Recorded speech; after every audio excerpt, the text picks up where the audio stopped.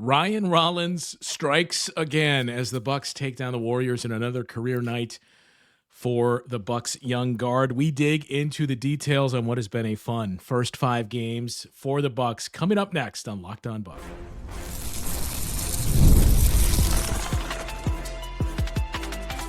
You are Locked On Bucks, your daily Milwaukee Bucks podcast, part of the Locked On Podcast Network, your team every day.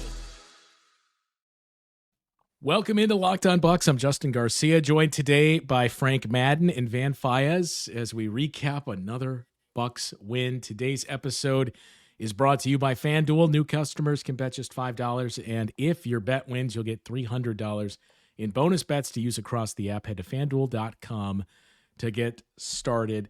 All right, so this was a game that we had circled just to see.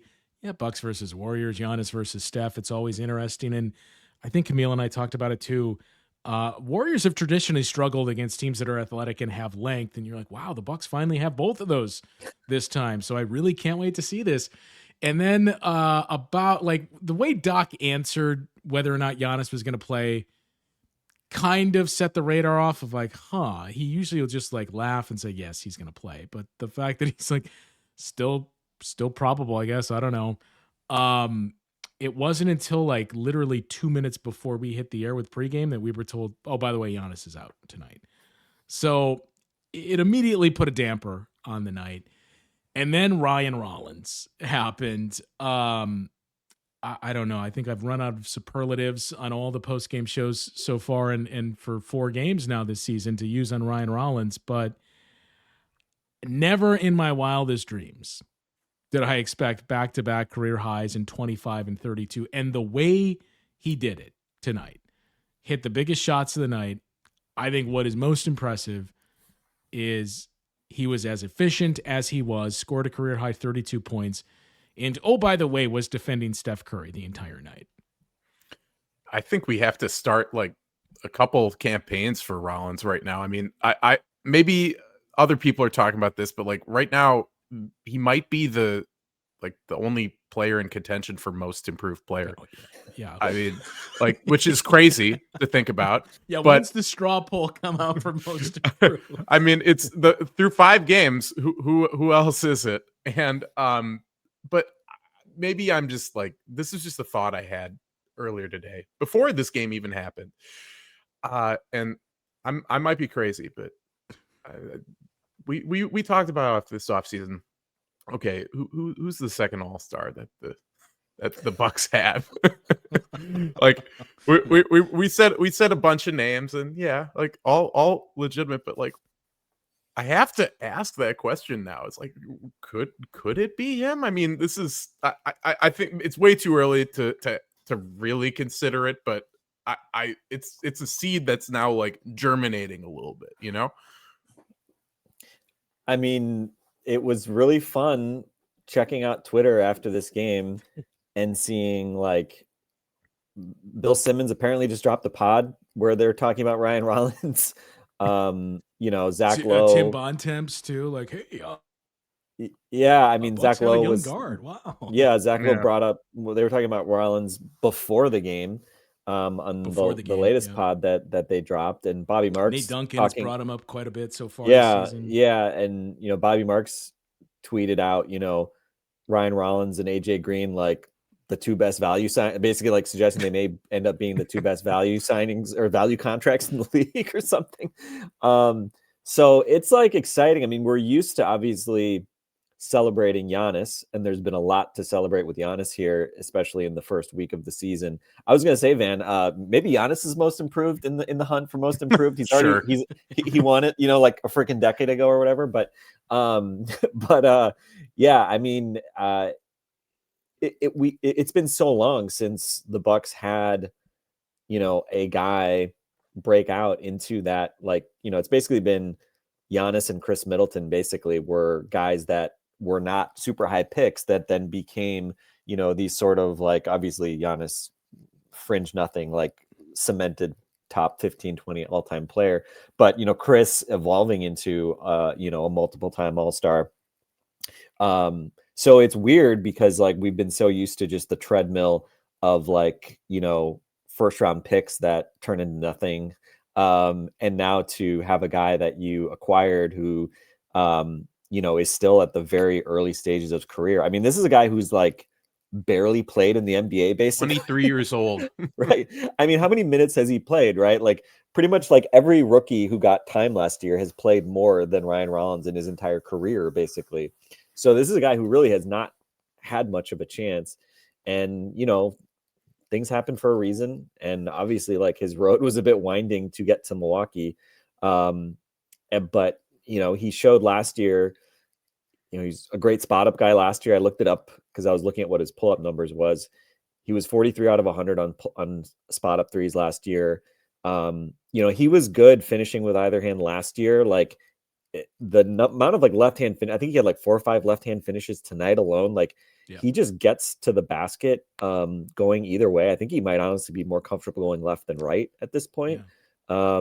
And the thing though that we saw tonight was, he hit 3 pull-up threes tonight, including 2 in the last 4 minutes, including that like the dagger from, I don't know, Eric said 30 feet. I don't know if it was that far out, but that was a long 3 on Jimmy Butler to seal the game.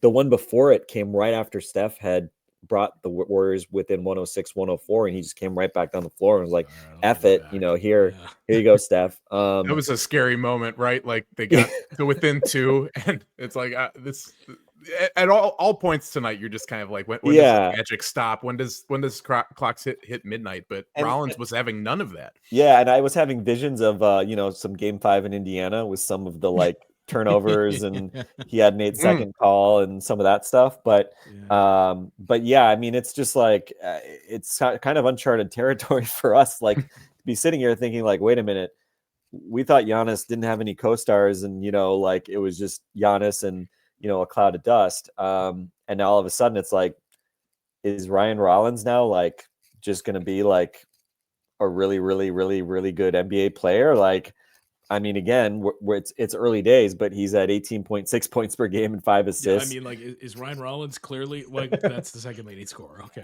it's and he's I think 6 of 12 on pull up threes. He was 5 out of 18 all of last year in 56 games.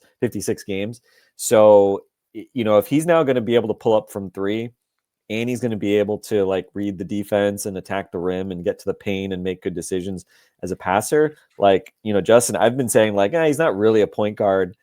Now it's like, well, now he kind of looks like maybe he's starting to look like a point guard. Yeah. And obviously the night for me that I thought like, is he actually a point guard? Like between that one turnover too. Yeah. 8 to 1 assisted turnover. And he had 9 last game, I think. And the other thing too, like Frank, you mentioned finishing with both hands.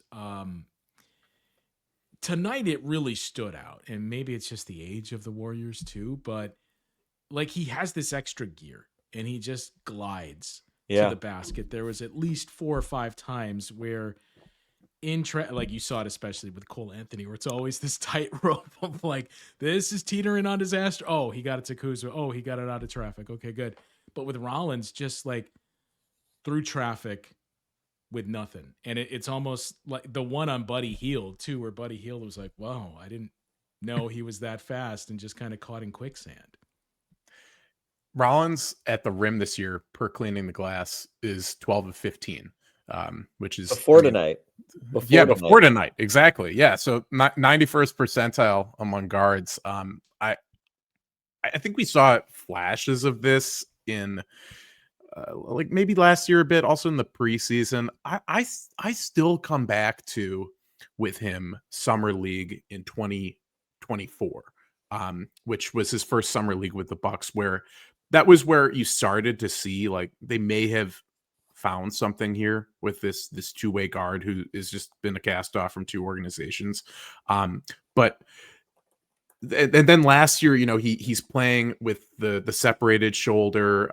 He's kind of, it's almost like he's forced to play through that because he's on a 2-way deal. He would have not been eligible for a 2-way deal coming into this year had he not gotten the standard deal. It's like he needs to play for his career to be able to continue to get, he's getting a chance, but then like to get a contract at any point, he needs to play. He does well. It wasn't even at this point last year where he was really, in the rotation, because that was after Dame. What was it at the beginning of the year last year? I can't remember what kept him out. It was when he got whacked in the head by the ref. Concussion, Yeah, exactly. So it's not even been a year. And another thought I had is like, what Buck have we seen? When's the last time we've seen a Buck make this kind of like leap within a calendar year? I mean, going from or this large of a leap. I don't think we've seen any Buck make this exact leap from two-way player to like starting point guard who is averaging like 20 points a game. But just anything of that equivalency, like fringe rotation player to like starter, I don't think it's happened in that short of a time span with any Buck like in recent memory. I'm struggling to think of who that could even be, because it took Giannis longer than this. It took Chris, I guess, longer than this too. It is like Frank was saying, it's kind of uncharted territory here, seeing a Buck do this, like come this far in this short a time.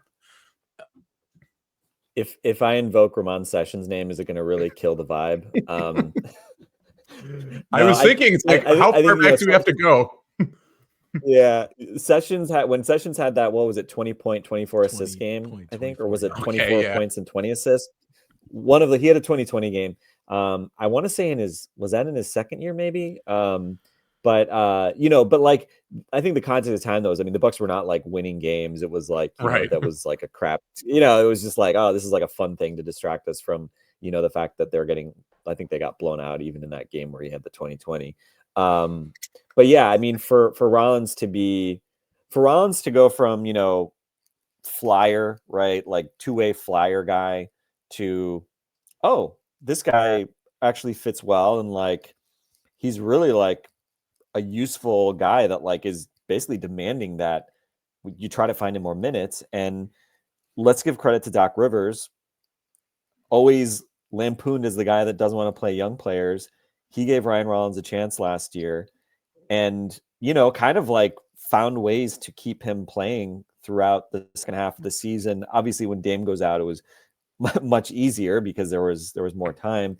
But, he was starting obviously for, stretches when Dame was out, and they consistently found ways to get him minutes and allowed him to kind of learn on the job. And he took advantage of it, right? Like, it's not like they were force feeding him minutes and he was, struggling and they were just like, oh, we got to develop this guy.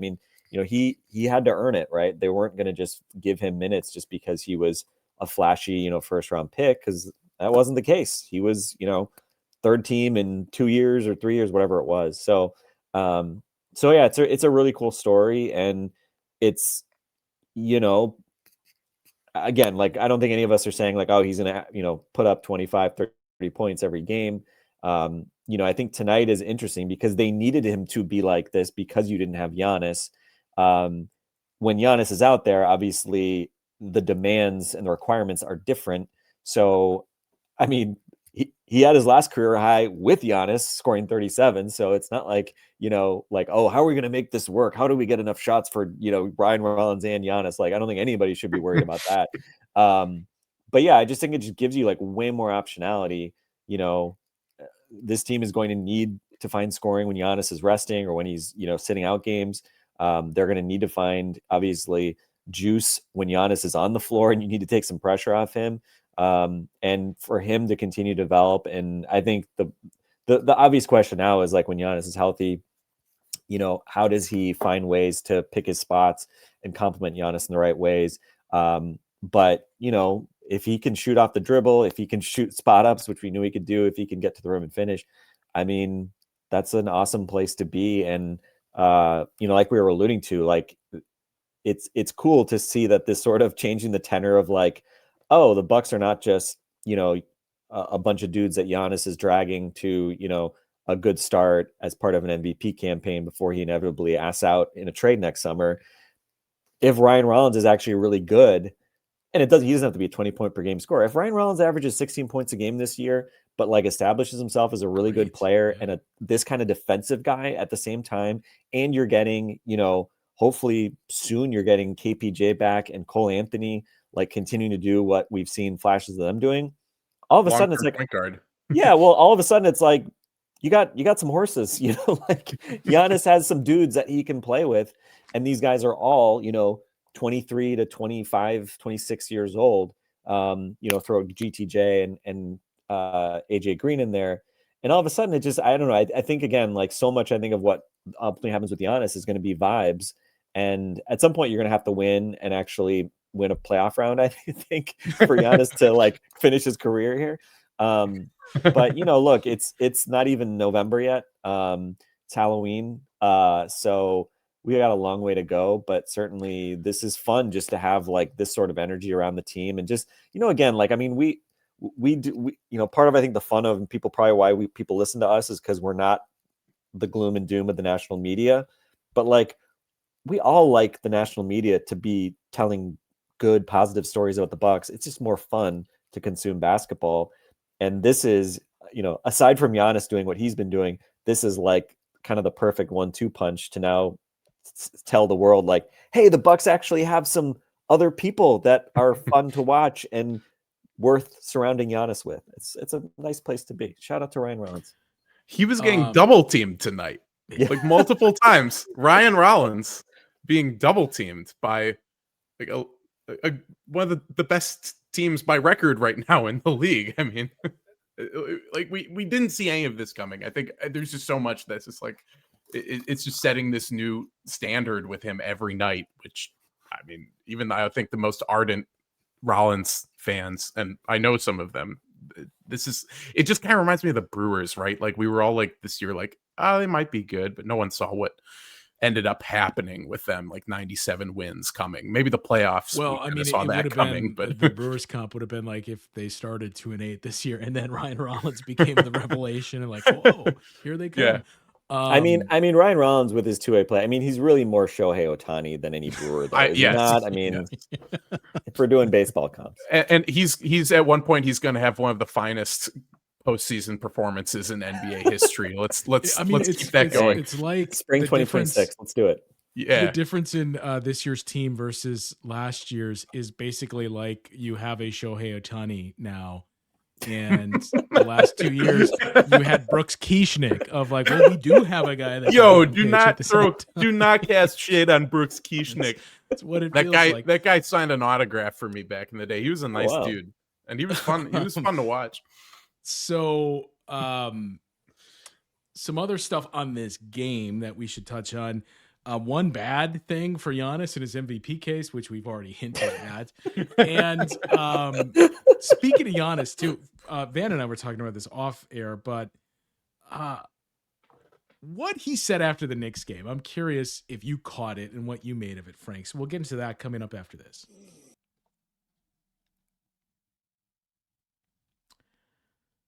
Well, time to talk to you now about our friends over at Robinhood. It is that time. Ambition has met its match. With Robinhood, you play for the win, not just on game day, every day. Looking in on every opening, beating your PR, beating it again. Channel that drive into your money. Robinhood puts you in control of your money. You trade stocks and ETFs, options, futures, and crypto all on one platform.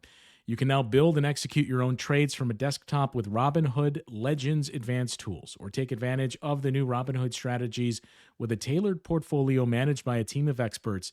You expect more from yourself. Expect more from your money. Get started today at Robinhood.com/yourmoney. Again, that's Robinhood.com/yourmoney. Your money, your move. NBA season's heating up, and DoorDash has found the perfect way to keep fans in their bag all season long. Whether you're watching for the highlights, your fantasy team, or just your favorite player, DoorDash makes every game night even better. DoorDash is the official on-demand delivery platform of the NBA, and they're celebrating with something called the bag drop. Every time an NBA player scores 50 points in a game, DoorDash drops 50% off your order with Dash Pass the next day, and you're automatically entered for a chance to win the ultimate fan bag. Player-inspired drip, exclusive gear, stuff you will actually want. With DoorDash, you can get everything, not just food, snacks, drinks, headphones, even socks, all delivered straight to your door. And they've got you covered for late night highlights, last minute watch parties, and double OT fuel ups. So next time someone goes off for 50, use promo code NBA50 the next day to get 50% off on DoorDash with Dash Pass, plus your shot at the bag drop. Dash Pass members only, 50% off, up to $10 off the next day after a 50-point game with the promo code. Terms apply, no purchase necessary, ends April 13th, open to U.S. residents 21 or older. Visit DoorDashInYourBag.com for full details. DoorDash in your bag all season long. So the not to be the wet blanket here, but this is really torpedoing Giannis's MVP chances as all of a sudden Ryan Rollins is this breakout star here. And by the way, it was game number 16 for Ramon Sessions. I looked at it in fact too. Lose the game by double digits. 151 to 135. He had 20 and 24. Yeah. I looked Memo. at that too. Shout out to Jim Paschke, the nickname Memo, which I guess because like when you hit career highs, they call it a memo or something like that. Little stat. Didn't stick, but shout out to our mama. By the way, I was so crushed when he left as a restricted free agent to Minnesota. Shout out to the Bucks for making sure Ryan Rollins did not suffer the same fate. So, I mean, that's interesting to jump off to as well. But the Bucks won. It was a fun game. They looked impressive again. Like the thing that struck me the most is like it was working better than I thought. Like I thought they were going to be better.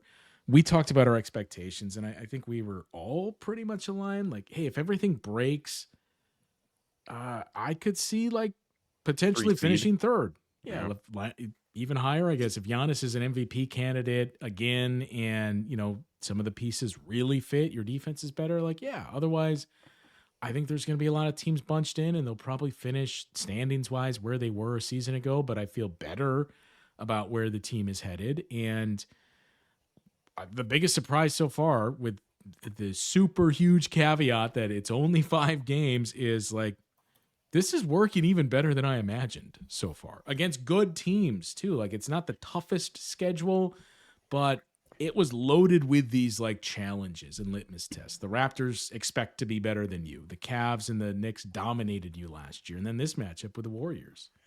It's the greater than the sum of its parts type thing, right? Like I that's how I always judge like how good like a coach is. And I'm not going to make this about Doc here.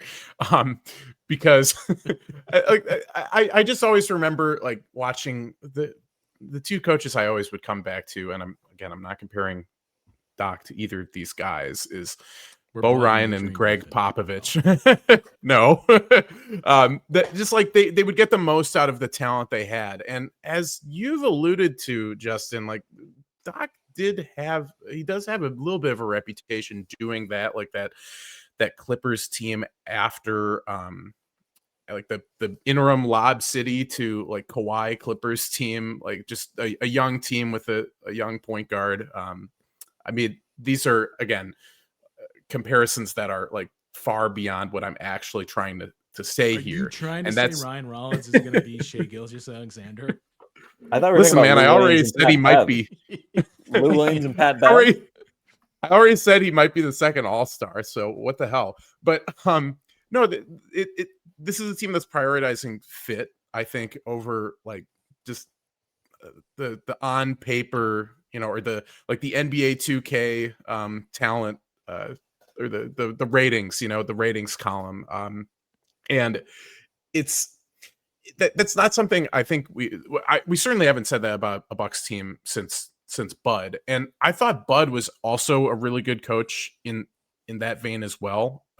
Just like those Hawks teams, you know, getting a 60-win squad out of Paul Millsap, Al Horford, Jeff Teague, Kyle Korver, etc. Like squeezing a lot out of the whatever talent is on the roster.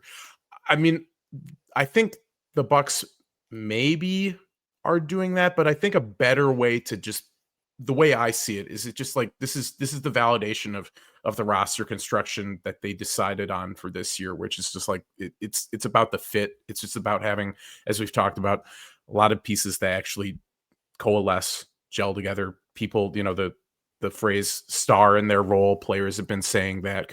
Doc's been saying that a lot. You have guys who I think are maybe even transcending that right now, like of course Rollins, but yeah, greater than the sum of its parts is what we're seeing right now, and the last 2 years certainly less than the sum of its parts. You're stealing my angle, Van. That's been a phrase that, I guess kind of haunted me the last 2 years, because I just kept looking at these teams and it was like they were just should sort of be like, better. yeah, it's just like, 48 wins, 49 wins. It was just like, and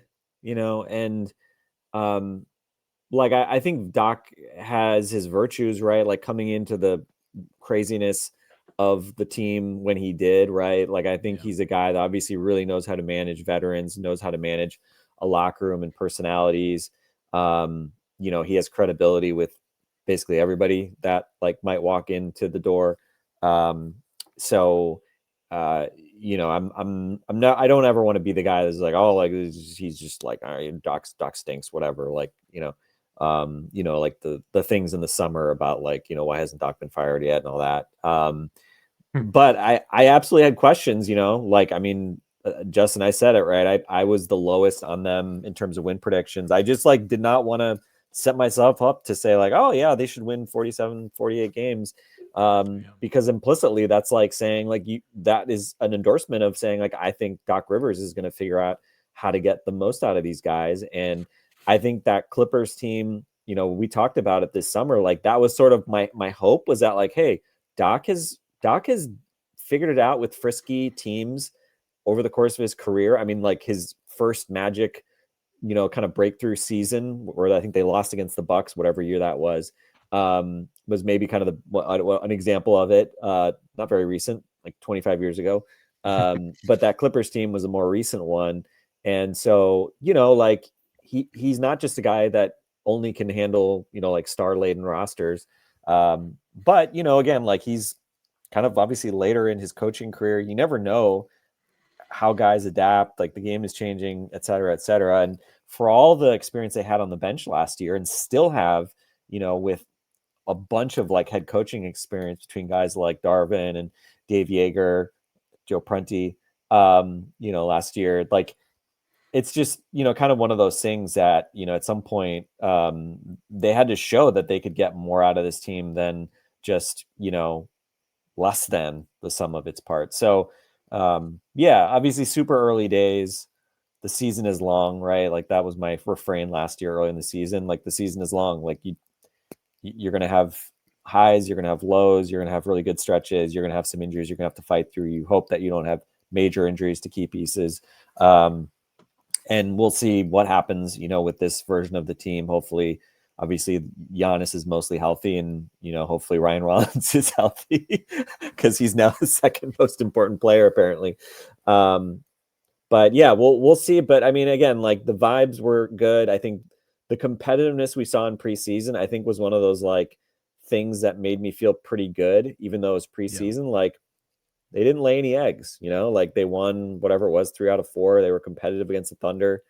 And what have we seen in the regular season? This is a super competitive team.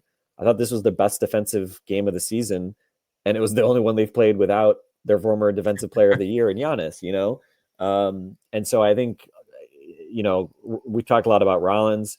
Turner has been really critical defensively, and we should definitely talk about him because it was great to see him kind of finally see the lid come off the rim a little bit. Scored 17. It hits that huge 3 inside the kind of last, I think like 3 or 4 minutes left. He hits that speculative 3 to beat the buzzer. That was a huge shot. And, again, like I think everybody, I mean, the consensus is that he's been awesome to have in the locker room. He's been a great guy to have around all these young players. And, as we've talked about, like, it's obviously great. Brooke was obviously an amazing teammate, terrific career, but being able to reset the clock with a guy that is so similar in terms of just like two-way play, the mesh with Giannis, the quality of character, etc. And I think tonight what we saw from Myles, like defensively, look, it's not like he was like switching on to Steph and locking up Steph like 25 feet from the hoop, but like the way he was like hedging and like soft doubling at times and recovering, he's been doing that all season, right? I thought he was obviously a key part, along with Kuz and Giannis, of shutting down Karl-Anthony Towns on Thursday or on Tuesday, whenever this was. So it's been awesome, I think, seeing him sort of kind of be an anchor defensively. And you knew at some point, obviously, he would start to figure things out offensively. And tonight was obviously a night where you hoped he would step up, given you were missing 36 points in the box score with Giannis out. So that was, among, I think I saw 8 double-figure scorers, first time since 2021. Yep. So I guess a championship is in the offing on that logic. We talked about it preseason, Justin. Like, there's 8 guys that you look on the roster, probably think they should be averaging double figures. So we'll see how many can average that over the course of the year. But they needed, obviously, a balanced effort tonight without Giannis, and they got it. And I was just so impressed by the defense. I thought their aggression every time Steph, and really other guys too, because obviously anybody that was a shooter, it seemed like the Bucks were closing out hard, but not too aggressively to like allow a blow by, which I think has been a problem they've had at various points this season. It felt like they did a really good job of keeping the Warriors in front of them. And, at times, look, they made great passing and Steph, Draymond, layup, that kind of stuff. But I thought they generally just played really well. There were a couple lapses, but there was a couple where like you close out on Draymond too hard, and the closeouts worked kind of, though, I thought. And and that one that Turner had over in the corner that got, who was it, Healed or Kuminga to like actually step in and try to go to the rim, and then Cole Anthony stopped whoever that was. It worked somehow. The vintage Draymond too, just put him at the free throw line and he's the hub and finds somebody cutting open. Like, they got burned on that a couple of times. But I mean, Myles and what he's done defensively for this group, and overall too, like every single player that we have talked to has mentioned Myles Turner specifically in terms of like being a guy that they have immediately gone to and like picked his brain on like, hey, Doc talked about this. Ryan talked about it when we had him on our post game after the Knicks game, and Giannis has said it too. Like, we saw what the Pacers did; they never quit, and it was a team that constantly came back from, like, we witnessed it firsthand. And that was one of the things that we all collectively kind of asked Myles, like, how did you guys do this? And what was it about the fight in this group?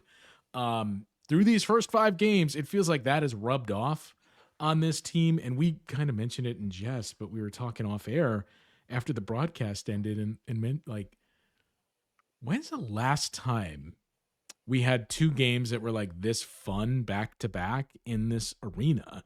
And like, honestly, like, I guess games 3 and 4 of the NBA Finals, I would say. Yeah, when they were down in the series. I mean, right now it kind of feels like they're playing with house money a little bit, especially when you don't have Giannis. But I'm glad you brought up the defense, Frank, because by the numbers, 107.8 defensive rating on Clean the Glass, like, very good, and they're.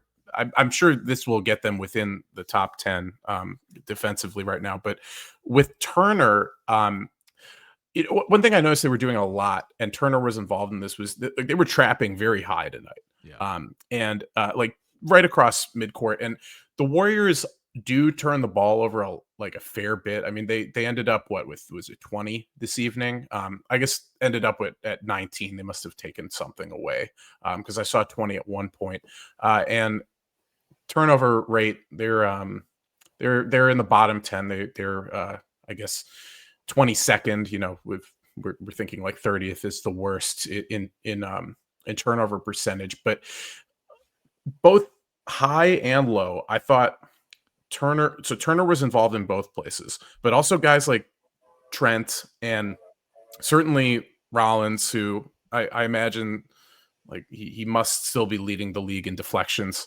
after this game tonight. But even with some of those, those like Draymond, like distribution, like passes from the nail or something like that to cutters, whoever was the low man was getting a hand on them a fair bit. Like they generated a number of turnovers right beneath the basket as well. And then you have like Gary and Cole Anthony gambling a bit, and like Turner playing inside and out. Like I mentioned, like he closes out here and there. And of course he has like some pretty emphatic blocks. I mean, the versatility this team without Giannis showed defensively tonight, like that makes it easy to kind of dream on what their ceiling is if like they have that, like if they can do that kind of that ball hawking even when they're getting beat a little bit down low, but also like when there's I would have liked to have seen this a bit maybe on Tuesday, even like with Brunson, like if they were setting, like I don't really remember if the Knicks were setting any high screens or anything like that, like the Warriors seem to be trying to do, but there were just so many times where like, especially in that third and fourth quarter, where I just saw like Steph coming across the timeline and immediately being trapped. And it was because like Bobby or Myles were getting up in his grill. Yeah, I recall the couple plays, right, where Rollins right around midcourt like forced Steph to like dribble out of bounds. I think it was in the first half, and then in the second half, Gary Trent had a couple of like great possessions defending Steph, and I was really happy for Gary Trent because the third quarter, man, he had a couple stretches where it was just like, damn, it is just not happening for him today. Just felt like one of those days, and he was doing his like drive to the basket or, half transition jump stop and like try to, like get a shot up. And it just seemed like a lot of stuff was not working for him. And, he went to the bench in the third quarter, and in my head, I was just like, yeah, I don't know if we need to see Gary again in this game. Right. Like I was kind of like, I think we're going to see him again because he's a starter. Like, I think Doc trusts him. Obviously he's not going to like bench him just for missing some shots, but he had that, a couple of really good defensive efforts against Steph, just, staying with Steph. I mean, he's dancing. Doc mentioned after the game, right, that like Steph's along with Jordan is basically like the two toughest guards to guard, in the history of the sport. And so he was talking in the context of, Ryan Rollins and what he did, but you can extend that to a number of guys who had, kind of those multiple effort type defensive possessions. And, the one where Gary kind of forced Steph and he ended up losing the ball, was a huge possession, later in the later stages of the fourth quarter. And yeah, I mean, and this was a game where, it seems like forever, right? Since the Warriors have been relevant, they will have games where they just turn the ball over a lot. And this was one of those games. And, again, like some of it was unforced, but a lot of them were the Bucks just, ball hawking, getting handsy, guys like that play where like Cole Anthony looked like he kind of like got himself out of a play and then just like ran up next to, I forget who it was, but just like ran up and just like took it. It was like, Justin, you may remember this. I don't think Van, you may be old enough, but do you remember when George Teague, former Packer George Teague for Alabama in the like Sugar Bowl in like 1991 or something like that, just like ran down, I think it was Lamar Thomas from Miami, and just literally it was a free play and he just like ran up to him and just took the ball from him. And Cole Anthony just taking the ball from whoever the hell it was. Cole Anthony also had that nice like intercept. Speaking of football plays, I think Lisa on the podcast compared it to like an interception. Defensive back, exactly. Too. It looked like Xavier McKinney just picking that thing out of the air. Yeah. So yeah, it was a fun watch. Cole Anthony, foul trouble. Has had some games of foul trouble and Name fouled out. Iconic duo. Yeah, exactly. So and then Ryan got his fifth foul. He picked up I think 3 fouls in like the fourth quarter, so he was on a knife's edge. And of course, AJ's had foul trouble at various points. So I think that if we talk about kind of concerns for this team, I think that continues to be one, right? Like how these guys like can sort of manage. And a lot of times, obviously, it's because they don't have great size relative to some of the people they have to defend playing with those 3-guard lineups. So, again, like I'm sure that'll be a recurring theme. And to the extent that they can, do the whole foul enough early so that the refs swallow the whistle, as has been discussed.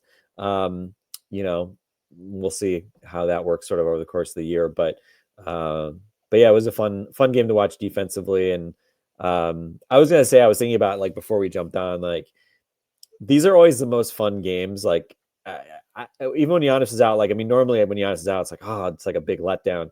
But with the way this team has been playing, the Warriors are good. The house money thing, as you mentioned, Van. Like, I was just kind of like, I think they can win this game. And if they lose, I'm not going to feel bad. And if they win, it's going to be freaking awesome. Yeah. And the good vibes will continue. And, like, from the early parts of the game, right? Like, it was, neither team kind of got off to a fast start. And it was just sort of like, I think the Bucks can win this game. Like, it never felt like scary. And Steph obviously took a while to get really ramped up, and Jimmy never really got into a big rhythm. So I don't know, when those two guys are, like, going in very different ways, obviously you can feel pretty helpless and frustrating. And I also, honestly, I give credit to the officials, because there were a number of plays, I think, where those guys, I think, expected to get calls just because, like, they missed shots and it looked kind of awkward. And I was like, wow, referees, you're not just like calling stuff because, like, the stars are, like, throwing their hands up. I was like, nice. They still did get to the line a fair bit, though. Yeah. I mean, and they made almost everything, but yeah. 25 and 26, right? The team. Yep. I mean, there was a fair amount of that. And, like, there was a sequence there where they gave a lot of rope to Draymond Green, where like, they always do. Is there a T coming here? But we didn't see it. But like them allowing Jimmy Butler to shoot another free throw because Bobby was talking, or it standing somewhere. I whatever.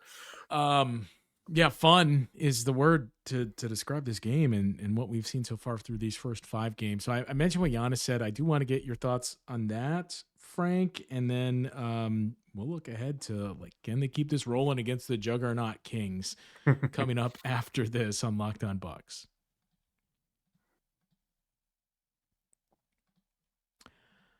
Well, the NBA is back, and there's no better place to get in on the action than FanDuel, the official sports betting partner of the NBA. Even if you miss the start of the game or want to ride the hot hand, FanDuel has live bets on everything from who will score next to fourth quarter comebacks.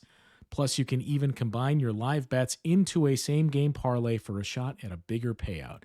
It keeps every game exciting, especially when your team's making that late push. Right now, FanDuel is giving new customers $300 in bonus bets when your first $5 bet wins. So head to FanDuel.com to sign up and play your game with FanDuel, the official sports betting partner of the NBA. So, after the Knicks game, Giannis was talking about the team, and, like, you had not all of, there was, I think, Ian Begley and another New York reporter were there and asked the questions about, what about the Knicks rumors? And we got another Giannis, like, I don't remember that conversation, which, like, okay, I guess we're going with this as our thing now. But he pivoted and steered it towards the team. And he mentioned this is a group that, like, this is built to win. This group is. We have guys that can shoot. We have guys that can play defense. And the interesting thing, I didn't necessarily take this as a direct shot at any former teammates, but I don't remember the exact quote, but it was basically, we have young guys who show up to compete, and we expect to win every single game, which you hear that and you're like, okay, and that's your typical throwaway line. And then he slipped in that wasn't the case last year. So, like, I mean, I do think there is probably a big part of Giannis who's like, you know what, I actually like this team because, like, young guys don't know any better. You know, like, young guys aren't in the, like, well, let's save it for the playoffs and let's just get there and stay healthy. Like, these guys are trying to win and competing, as he said. You mentioned the competitiveness we saw throughout preseason. And if you're Giannis, the ultimate competitor, and you step on the floor and see that, like, yeah, that's probably more enduring a lot of nights than just the, Oh, this guy's not going to play, or this guy's only going to go half speed because he's dealing with this, and we want to make sure he's ready for the playoffs. Yeah, I didn't take it as a shot at a particular person. That's something that's not in Giannis's Or nature. persons, yeah. Yeah, sure. I think if anything, that was probably truer of the team 2 years ago than last year. Like there were a few, kind of bad losses last year, but I mean, that was a team last year that like beat the Timberwolves without Dame and Giannis. Like they went into the All-Star break, in better shape. That team 2 years ago, the Memphis loss and everything. I think it is kind of, what we were talking about, Justin, maybe before, is like these are veteran teams, or those were veteran teams, and there is some conservation going on. I think that's probably like that's what I would attribute to it most. And I like the whole idea of having a young team, and with how things shook out in the preseason too, where there were a couple guys fighting for a roster spot. And there are guys now like who, or last year and also this year, it's like they're maybe thinking about like their next contract too, which I recognize doesn't always lend itself to a good team play, but also I think players specifically, I think maybe someone like Kyle Kuzma is starting to realize like, okay, to continue in this league, I have to show that I can be a positive contributor to winning basketball. And they're not looking out for themselves individually, maybe in the way you'd expect for someone like who's playing for a contract at some point. Not that Kuzma is a free agent this offseason. Sadly. Extension eligible though, right? I think he's still extension eligible, or he was until like the start of the year. Regardless, yeah, I think it's more to do with like this young kind of hungry team like trope that does lend itself, I think, particularly well to a group alongside Giannis, like just based on his competitiveness and where he is at his stage in his career, where it's like, all right, he wants to get back to the mountaintop, and he wants guys who are bringing it every game, regular season or postseason, like damn the torpedoes, full speed ahead kind of thing. And yeah, there weren't the team was not full of those guys the last couple of years, whereas like right now, like you could probably say, I mean, even the guys who've just gotten their contracts, like AJ Green, I still think that that's their MO, right? Like they're not trying to like they're not trying to just rest on their laurels. They finally got rid of Tyler Smith and Chris Livingston. Those guys were really, those were who he was talking about. Those guys were always conserving themselves for the playoffs. They were not bringing it every night. That's what that was going on. I was just, as you were saying that just now, I was like, wait a minute. Brooke and Dame, are there any other guys that left from last year's team? Am I missing? Like, it's basically, I can think of the four. It's clearly Chris, Tyler. Chris, yeah. See, when we're talking about Chris Livingston, not Chris Middleton, in case anybody is wondering. Chris Middleton, he's clearly. Oh no.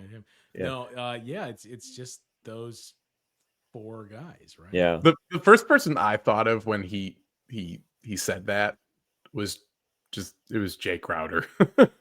Like to me, he was a two-year-old. I know. Jay Crowder. I know he's been gone for a while, and like it wasn't directed at him, but that's just a guy who is emblematic of that kind of like blasé play that we would see in the regular season for the last couple of years. And it's not to say that other people on the team and people who are still on the team, like Bobby Portis were also like a part of that. But yeah, maybe he was talking about a guy named Chris. I don't know. Yeah, I didn't see that full. I saw the like Knicks, like I don't know, I didn't see it, whatever, like that whole part of the thing, which I was just sort of like rolling my eyes at that stuff. But the part that you mentioned there, the potentially veiled reference to stuff, I don't know. I don't know what to make of it. And it's weird because it's like, I mean, you just think about the vibes coming into this training camp. Pretty weird, in the grand scheme of the last 10 years of this Bucks. Outside of that, but that's a pretty big thing. It's a pretty weird, like maybe cloud to be hanging over the team with the Giannis stuff. So, like Doc said, it was manufactured by everyone else. They didn't have the drama. You all thought we had the drama. Yeah. I mean, we all knew, like, once Giannis like locks in, like he is locked in, like he's not Jimmy Butlering his way out of Milwaukee mid-season.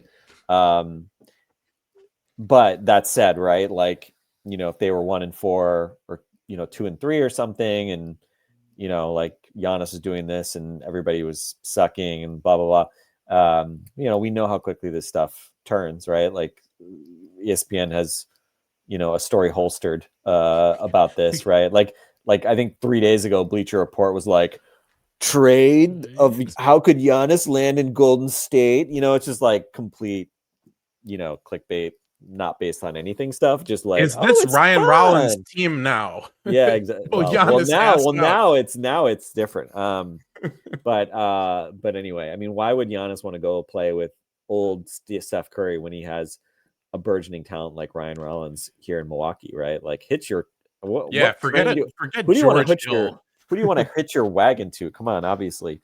So I don't know. I mean, yeah, just kind of noise, and we'll see. But it's the NBA, right? You're one game away from like a really annoying loss. It's just the way it is. I mean, but there's going to be a 3 or 4 game losing streak at some point around the corner here. So, yeah. but I do think though the idea of having like a very young, hungry team, and like that does, I think there is something about that is conducive to the regular season, right? Because we know, like, if you like compete at like close to max effort, like to be had every night, yeah, you will win games on the margin that, the veteran team that is doing maybe what Giannis is alluding to, or, is kind of looking at the marathon, not the sprint, that they'll lose. And again, like that may not serve you in the playoffs, right? Like, I don't know that I'd look at this team and say like it's manufactured to win, like, an Eastern Conference Finals on the road in Game 7 or something like that. But I don't know. I mean, I've sort of just viewed this ever since the Dame injury. Like, I've just sort of viewed it as like, just try to win as many regular season games as possible and get yourself to, like, if you can get yourself at least, if you can get yourself to the 4 seed, 4 games in the playoffs. Yeah, exactly. But I mean, if you can get to like losing 4, yeah, if you can get to like home court in the playoffs, like, to me, that's like an awesome result for this team, given everything that's happened, given how much you were behind the 8 ball with the Dame stuff after the injury. To get to that point, I think would be tremendous, regardless of kind of all the other noise around the team. And even if they don't get to that point, like, at least we can see the outlines of a team that at least has a chance at winning a first round playoff series. And, again, like, part of the upside of having a young team is, as much as the last, year or two was 3 years was very disappointing. I mean, a lot of these guys in the last year or two that we're now relying on, I think they got good, important experience, right? And I think they'll be better for it moving forward. And obviously having a guy like Turner around who's gone through it and, came within however many points of an NBA championship, right? Literally in Game 7. I think that helps too. Tendon. Yeah, one Achilles tendon away from a. Yeah, I think the other thing to point out, what you're saying, like, Frank, about how maybe a veteran team treats it as a marathon and not a sprint. Like, these are younger guys. They have younger legs. Like, we talked about how Rollins, like, comparatively very little mileage. And I feel better about this team with its youth, like, and the athleticism, their abilities to sustain this kind of play, like, through the regular season, and still, like, and not be completely out of gas by the playoffs. It's not like I'm thinking guys like, Cole Anthony or Trent or Green are going to hit some sort of wall, right? Like, they've been doing this for a number of years. I mean, even Rollins, like, he played in the postseason last year. He made it through an entire regular season. So there's something to be said for that too. I think we've seen it in recent years. Like we have seen younger athletic teams succeed in the playoffs, despite the grind of a regular season. Yeah, the last thing that I'll just add here as we start to wrap. I didn't see the full quote, but apparently Steph mentioned something about like the youth of this team and how they all kind of gelled together for the Bucks, and like the energy and spirit of the team. Long story short, that reminds me, that's what the Warriors were at one point back in 2012, that you find this belief and you just come together as a team. So Steph Curry himself saying the Bucks are the next dynasty with this makeup here, led by Ryan Rollins. I mean, like I was saying, like the George Hill comps in the offseason, like, but George Hill's like one of my all-time favorite Bucks, but maybe we can dream a little bigger now. I don't know. Well, George Hill was a 20-point per game scorer at some point, right? Wasn't winning that Sacramento year? Didn't he average 20 or something like that? So just give us peak George Hill. I will lock in peak George Hill. I will be happy with that. Give me that. Sure, because like I was thinking Bucks George Hill, but yeah, I mean it was still around. Utah and Sacramento. Decent. Yeah, he was good. Yeah. No, George Hill was great. Here the exact quote was, "Once upon a time, that was the Warriors. What the Warriors were back in 2012, pretty much. There's certain games where it just clicks for you. It's a freeing kind of spirited energy that you see when you get a team like that." So, long story short, he's picking the Bucks to win the East. I take. I was a little reminded actually with this game. I mean, these teams are obviously very different in their composition, but the 2018-19 Bucks, the 60-win team. I mean, early in that season, that was still when the Warriors were like they still had Kevin Durant. They were just coming off back-to-back titles, but the Bucks took them down pretty easily at Fiserv early in that season. And that wasn't part of, I mean, they started off 7-0 that year. It was a little bit after that, I think, but that was a national TV game. And that was definitely like a bit of an announcement at that point. Like, this is one of the elite teams in the league. It's not quite on that level right now with this Warriors team, but also the Warriors, this is a Warriors team that just is still pretty established, even if they don't have the like recent success within the last 2 years at least. And again, not a national TV game, but the circumstances of this game, the context, doing this without Giannis and like having, I would say, a similar kind of win to what they did on Tuesday night against like a team that was more whole, and the Bucks, of course, were more whole too. It's like these are statement wins. I think it's fair to say that. By the way, correction: George Hill averaged 17 points per game in Utah. Then he went to Sacramento and was not good. So yeah, and then we're going to dream bigger. We're dreaming bigger than George Hill. Sorry, George. I enjoyed your time in Milwaukee, unlike many people.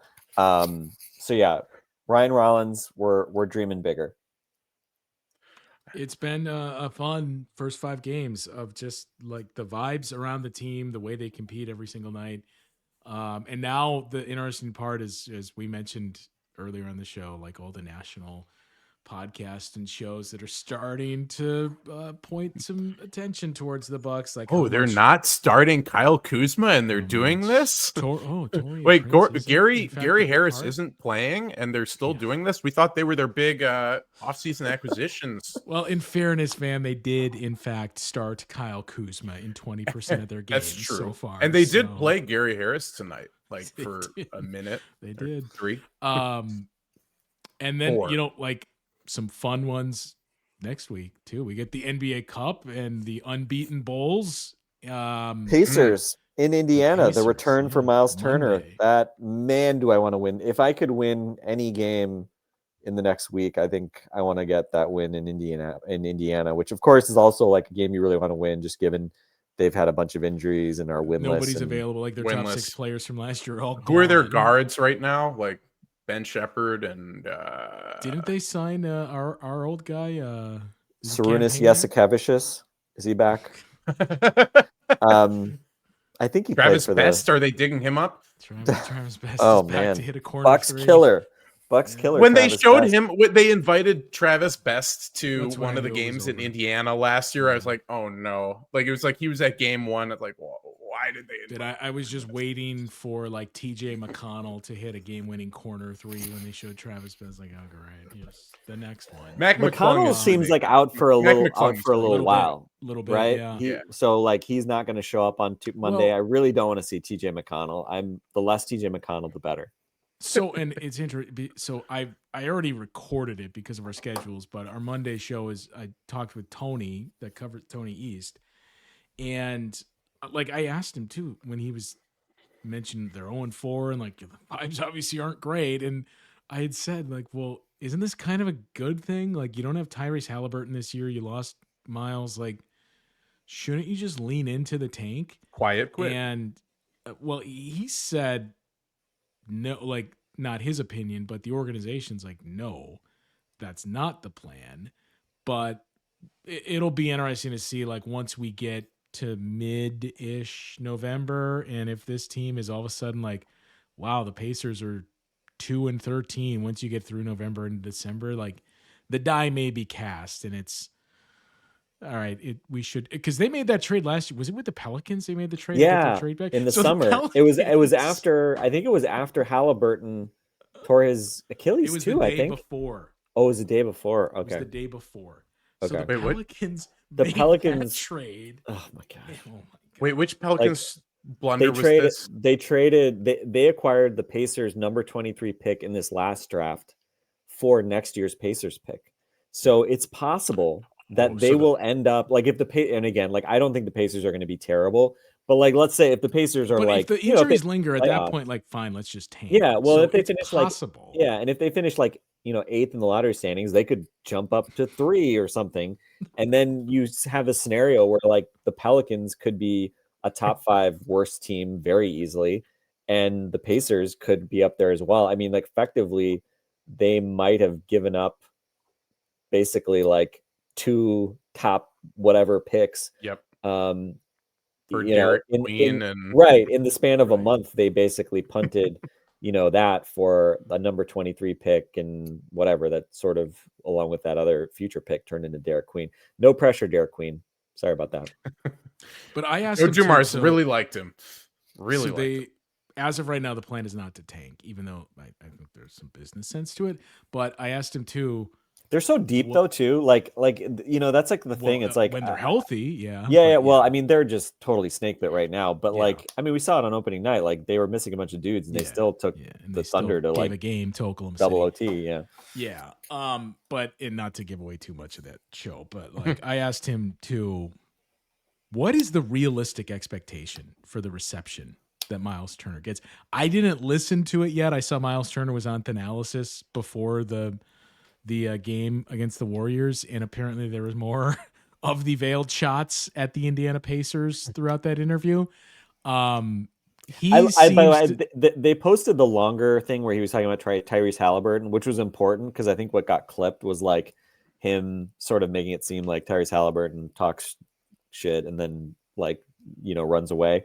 It was definitely like a much fairer thing, and he talked. Did you a whole listen to bunch. the whole show or just No, the I listened longer to like 3 minutes where he was generally like very complimentary of Tyrese Halliburton. Was Yeah. talking about like the Yeah. things that he loved about him and and all that stuff. And they kind of were like landing on like he's one of those guys like you love when he's your teammate, you hate him when he's an opponent. Like so, it was like not really a big deal, but also like there was enough there that like Yeah. you could put And something on a generally whiteboard. how he's been so far through the offseason, like even Yeah. tweeting at Benedict Mathurin when he got his contract, and it's just been like veiled shots at the organization and not his teammates. So I don't know, like I wonder what the reception is going to be for him. If You go it by- is like he's cheered during, because he's got to have a Yeah. tribute video for 10 years there, if he's cheered during that and then booed during the game. Golf If claps. Very mixed. If it's overwhelming boos when he's introduced, like that to me is the most fascinating part of this game.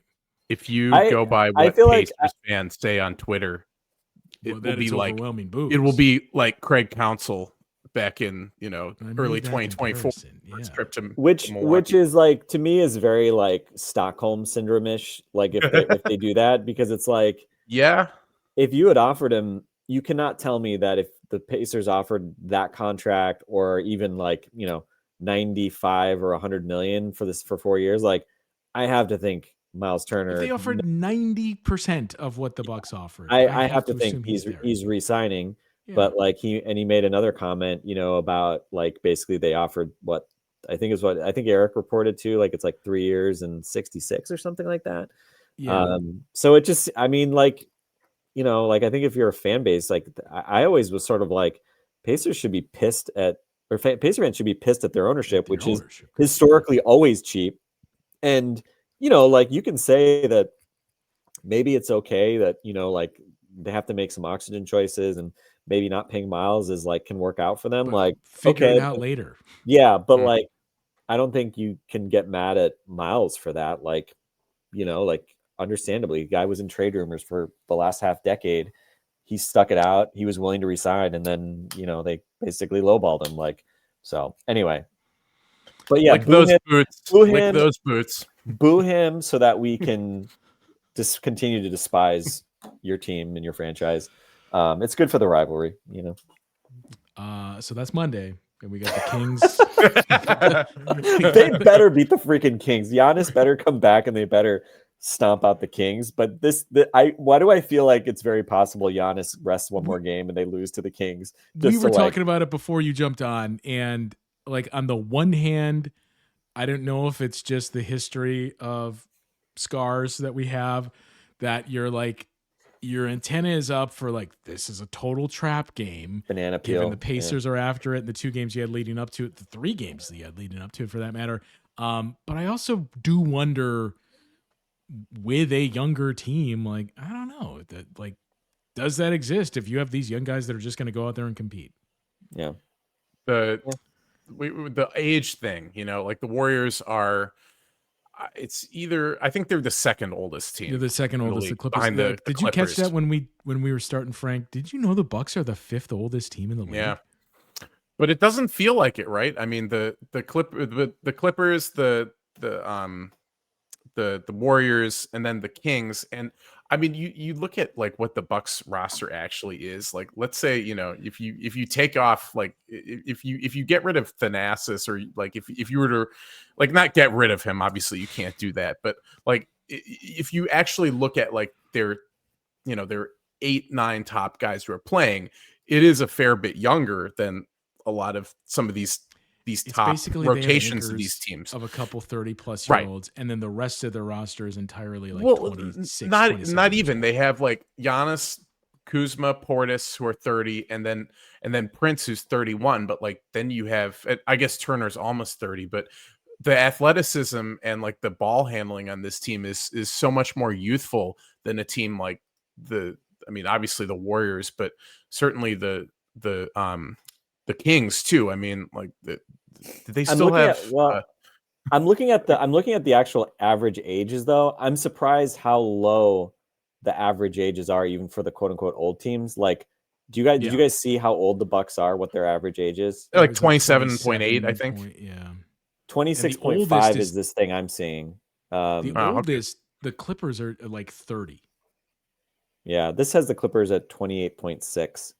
And I'm guessing for the Bucks, like maybe if you weight it by age, well, but like Giannis, Turner, and Bobby play a lot. I don't know, whatever. Like it's not compared to where the Bucks have been, like this team are old, not just spring chickens. So. And the Kings are just older. I mean, they were playing Russell. They were playing Russell Westbrook and DeMar DeRozan and Dennis Schroeder alongside Zach LaVine like last night. I mean, well, can we get it? Can we? Hopefully Dennis Schroeder picks up a non-COVID minor illness and not another Dennis Schroeder big time. Dennis Schroeder. Steer clear of that. Give me more Russ, less Dennis Schroeder. That's what I request.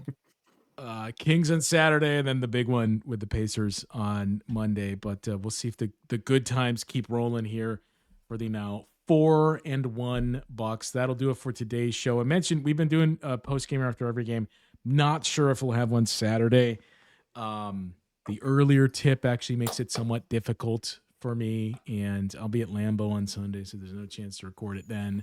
So TBD on that one, but we will definitely have the Myles Turner return to Indy preview on Monday. For Frank and Van, I'm Justin. We'll talk with you guys once again on Locked On Bucks.